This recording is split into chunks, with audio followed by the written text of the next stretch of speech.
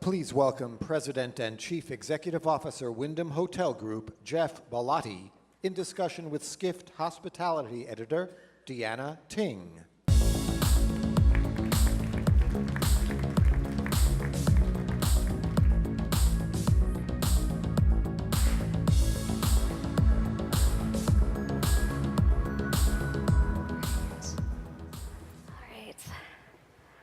Thank you so much, Jeff, for joining us. Thank you for having us. Yeah, great. So for those of you who may not know, Jeff is CEO of Wyndham Hotel Group, and Wyndham's brands include a bunch of different brands: Super 8, Days Inn, Dolce, Wyndham Grand, Trip, and Howard Johnson among them, right? So earlier this year, your parent company, Wyndham Worldwide, made some news. It announced that it would split into two different companies. One company would be timeshares and vacation rentals, and the other one would be strictly hotels, of which you will be the leader. So I'd love to talk about the spinoff. When I first heard the news, my immediate thought was, why did it take so long?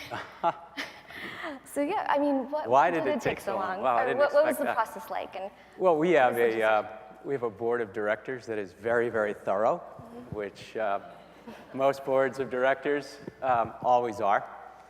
And we're at a point in our time where it's just, Deanna, really the next logical step. We've been growing incredibly quickly, and Deanna's always the first to report on our latest acquisition. But we are now at 8,400 hotels. I don't think everybody realizes when they hear Wyndham that we're 8,400 hotels in 80 countries around the world. We're the world's largest operator of hotels, and it just, for us, is the next logical extension, becoming our own publicly traded company with 20 brands across those 80 countries and 8,400 hotels, and it will allow us to do a lot of things as a public company that we otherwise could not have done as part of a much bigger company in terms of growth. What are sort of the top objectives that you want to meet when that spinoff is completed and you're the CEO of that new publicly traded company? Yeah, that keeps me up at night. Continue to grow. We've been growing very quickly, organically, but also continue to grow through acquisition. When you look at our 20 brands, 18 brands today, they have 18 of those have been acquired, and the acquisitions that we're making have been great acquisitions, have been additive. So many of the speakers this morning were talking about why size matters, and size really does matter for our franchisees in terms of our system size and scope and scale. For our customers, certainly for our loyalty members, our size really matters. And most importantly for our shareholders. So continuing to grow, I think, is what we're always most focused on and are going to be focused on post-spin. Does that mean that you're announcing a possible other acquisition this year? Any other hints? Today, anything you want to break Deanna, today? you were always the first reporter we call when we have something to announce, as we announced not too long ago with what you covered in Skift. I was saying to Rafa, I'd put this plug in. It is always one of the first things I read in the morning. And I think it was Deanna that broke the news on our acquisition of American Inn. Yes. Which 200 great hotels that we're getting close to close on. We'll close on October 2nd, we believe, and add another 20,000 rooms to our system. So yeah, growth is very important, and continuing to elevate the economy space, which we control and really are focused on is important as well. Mm-hmm. So my second thought when I learned about the spinoff was, okay, what's going to happen to the vacation rentals business? And you were CEO of Wyndham Exchange and Rentals for about 6 years, right? I had the great fortune to lead the vacation rental, the world's largest managed vacation rental. I know we have a lot of managed vacation rental businesses in the audience, and yeah, it's a great business. Yeah, so I was wondering, is there any particular reason why in the spinoff you guys decided to pair vacation rentals with timeshares versus keeping it with the hotel group? Well, we haven't announced anything yet other than our board, which has been very thoughtful, has begun a strategic review of how to unlock the value of our vacation rental business. And we're going through a process right now, and if there is something to announce, again, you'll be the first person we call. All right, I'm holding you to that. Also speaking of vacation rentals, you knew this was coming. It's the elephant in the room when it comes to any hotel conference. I'm going to bring up Airbnb. I wanted to ask you, is there anything in particular that you've learned from disruptors like Airbnb and other participants in the sharing economy and the alternative accommodation space? I think there's, as you've heard from other speakers this morning, there is a lot that we learn from all of the alternative lodging companies that are out there today in terms of their mobile, in terms of their search, in terms of their mapping, but most importantly in terms of that experience they create online and that experience they try to create in their market. And that really, with everything that we're doing in the economy space, is what we're trying to create for, and are creating for each and every one of our brands, is the experience of staying with us in a market where we could create those special experiences for our most important customers, who are our Wyndham Rewards loyalty customers. Great, yeah. So I know we were chatting a little bit about this backstage. You mentioned a recent article that I did about Airbnb's integration of Resi onto their platform, and that sort of led to our conversation about experiences. I guess, in what ways do you sort of see hotels better facilitating those experiences exactly? There is so much that we could do to facilitate those experiences. Glenn this morning was talking about being able to show up in his room and have that beer waiting for him. Our Hawthorne our Hawthorne brand, which is our extended brand, Hawthorne by Wyndham, is right now piloting a similar program with Peapod and with Instacart, where our guests, and I think you've written about this as well, are able to, and 45% of the guests that stay in our Hawthorns on an extended stay basis say they want to cook in their rooms, that they could have delivered to their room via Instacart and via Peapod the ingredients for a great recipe that we're providing to them right there in their own kitchen. Have that beer that Glenn was looking for waiting for them when they arrive in their refrigerator. I don't think, as you said, that we're that far away from being able to deliver those type of experiences. Right, and sort of echoing what Chris Nassetta spoke about earlier too, kind of talking about this concept of a truly connected room powered by the Internet of Things. Is that something that you guys are also working on as well or looking into? Absolutely. Mm-hmm. Great. So I want to bring it back to brands a little bit. I'm a little skeptical. I'm always skeptical. It's my job. So 2 years ago, your former Wyndham CMO, Josh Lesnick, spoke here on stage at the Skift Global Forum, and he spoke about the sort of unseen power of Middle America and the appeal of mid-scale and economy brands. Wyndham is if not known for anything but a lot of economy and mid-scale brands. And you've since, as you mentioned, purchased a mid-scale brand, American, not to be confused with American Idea by another hotelier we were all very familiar with.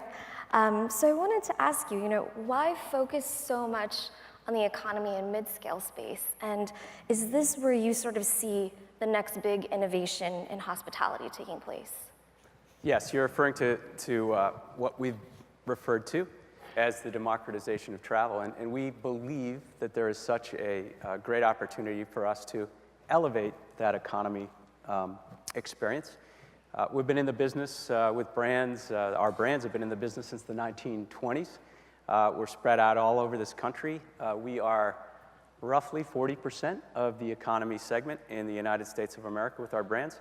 And it is in this country and in so many other countries around the world, the fastest growing segment of the industry. And that gets back to this rising middle class, which we all write about and talk about, that's set to double from 2 to 5 billion in the next 10 years, that are looking for great experiences, great brands, be they here in the United States, be they in China, where we just opened our 1,400th hotel, be they in India, be they in Latin America. So to the extent that we have strong brands with great experiences in a part of the country that's growing, it's interesting We've done a lot of research that you've also written about. We, a few years ago, engaged Siegel and Gale, which is one of New York City's leading brand companies, to look at our brands and listen to our customers in terms of where they feel our brands fit and how we could elevate and continue to improve our brands. And the interesting piece of that research is that not all economy is created equal. There are many guests who would tell us staying in a Microtel by Wyndham hotel, which for 14 out of the last 16 years has been J.D. Power's #1 economy brand in the United States, would tell us that they're feel like they're staying in an upscale brand or an upper mid-scale brand. And that is what we are, that is really what we're so excited about right now as we continue to grow, doing for each and every one of our brands, be it Hawthorne or be it Days Inn or be it Super 8, is elevating each of those brand experiences in a part of the market that's growing faster than any other segment in the market, where people are looking for great experience at, as Chris said, a great value. And if we could do that in the economy and the mid-scale space and continue to do that well, that's really the space we want to be in. Right. Is it blasphemous for me to ask if those brand categories are sort of meaningless, or if they really don't have any value anymore? Is that what you might be suggesting? I would never say it's blasphemous for you to say anything, Deanna. I think, again, it gets back to the essence of the brand, the experience that we could create, what we could deliver at check-in, and what we could deliver throughout the stay to guests that are looking for great value. I think often about, I have 4 daughters, and they're millennials, and the stat that I've seen you write is that outside of New York City, 60% of the check-ins that will be checking into our hotel in the next 10 years outside of New York City are earning less than $40,000. And it's that segment of the population that we're also appealing to with these brands, that I don't think it's blasphemous to say economy or mid-scale or upper mid-scale. Right. It is a strong brand, great service, great delivery, at a great price and a great value. Yeah. So speaking of those next-gen travelers, I mean, there are a lot of things people say about millennials. I won't repeat all of them. There's too many. But one thing that a lot of people do tend to say is that millennials are very, concerned with the trends, what's in, what's not. What influencer is doing this? Where are they staying? Where are they eating?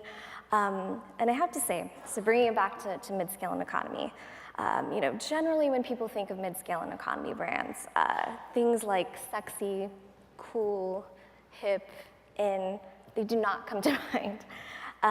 But being sort of unsexy and uncool, no offense, seems to really be working for Wyndham. Deanna's calling us unsexy and unhit and uncool.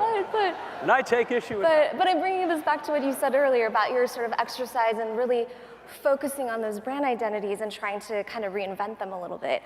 So I wanted to ask you, why did you guys do that? And I guess in the process of that too, did you figure out how hard it was to sort of, change people's perceptions about the quality of those I am brands? changing the 4 daughters I told you about backstage, their opinion every single day. We checked into a Super 8 the other day on the drive up. It was late at night off of Interstate 84 going up to Cape Cod.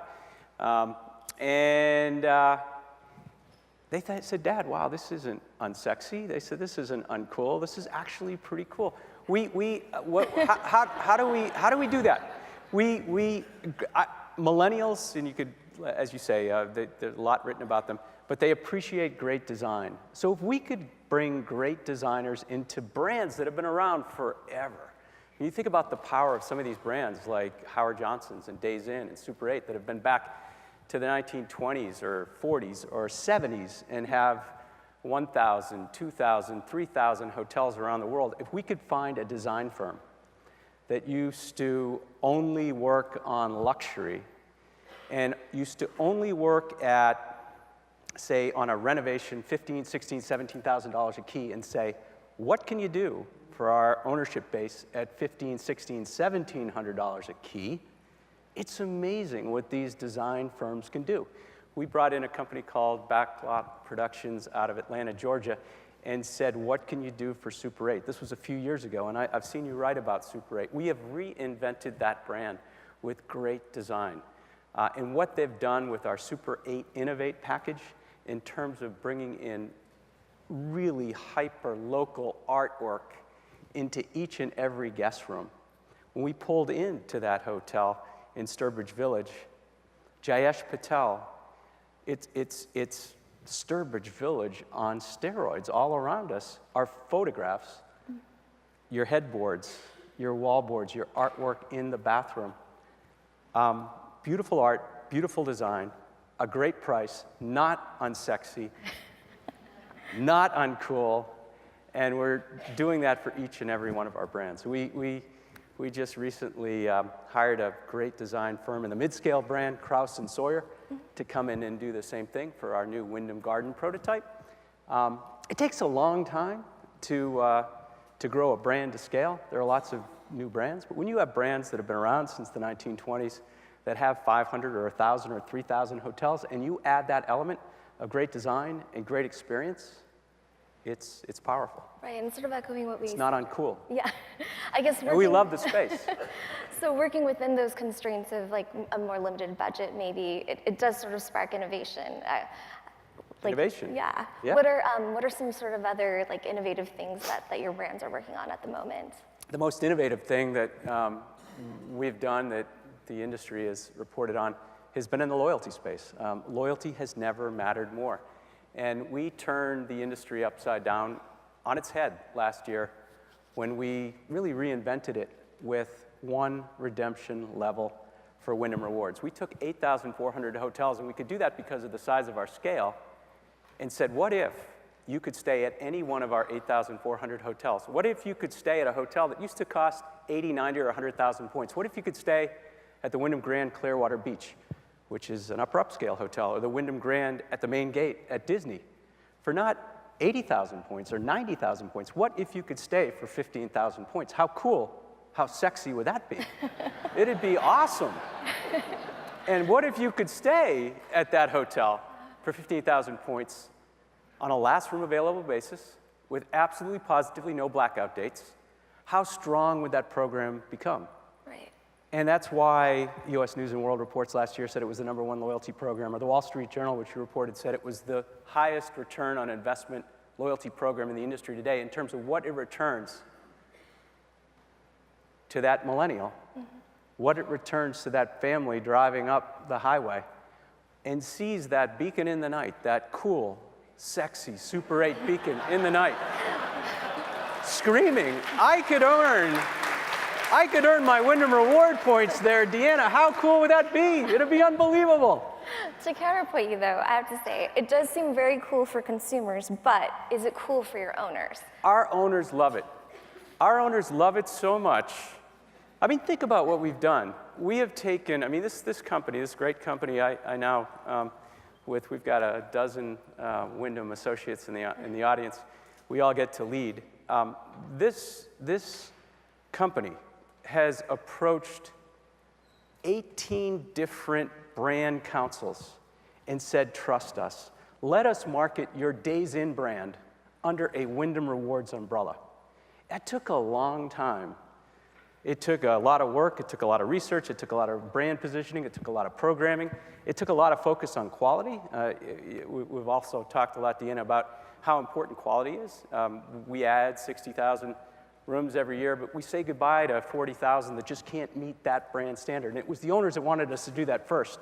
And once they believed, they also believed that we could take their Days Inn, their Ramada, their Travelodge marketing funds, and put it into a bucket to allow them to market their brand, Travelodge, under the Wyndham Rewards umbrella with the magical, sexy, and cool Christopher Hivju from Game of Thrones, our third-party device, who is telling the world about how powerful this Wyndham Rewards program is, about why it's the #1 loyalty program in the economy, in the mid-scale space, if not the world, about why you could earn your points at any of these brands under that Wyndham umbrella, and we could not be able to do that, back to your question, if our owners weren't believing, if our owners weren't enrolling, if our owners weren't, what owners love about this program is it helps them fill. It's all about distribution. Right. Once they approach fill, we're paying them their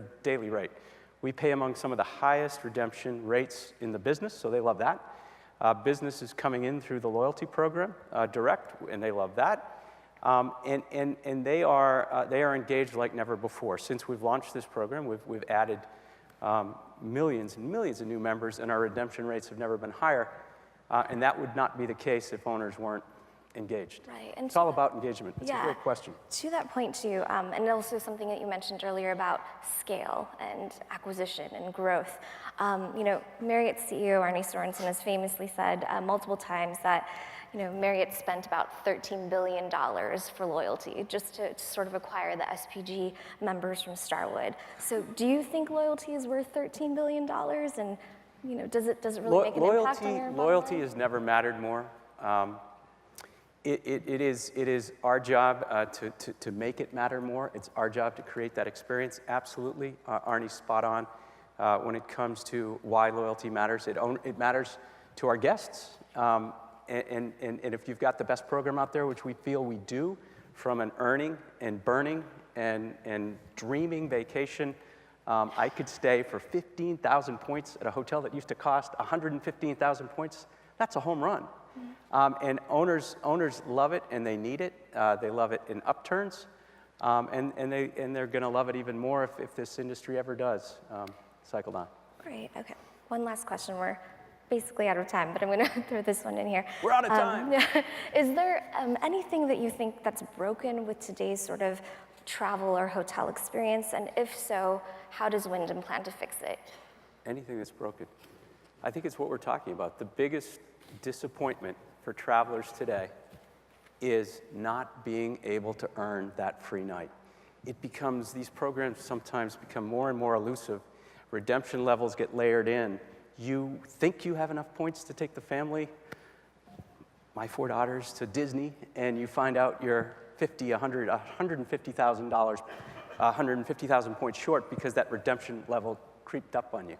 The promise of a free night for all of us who travel is what the research says so emphatically this industry needs to deliver. I think it's broken. I think we fix it with Wyndham Rewards. Great. Thank you so much, Jeff. What's in I your really wallet? Appreciate it.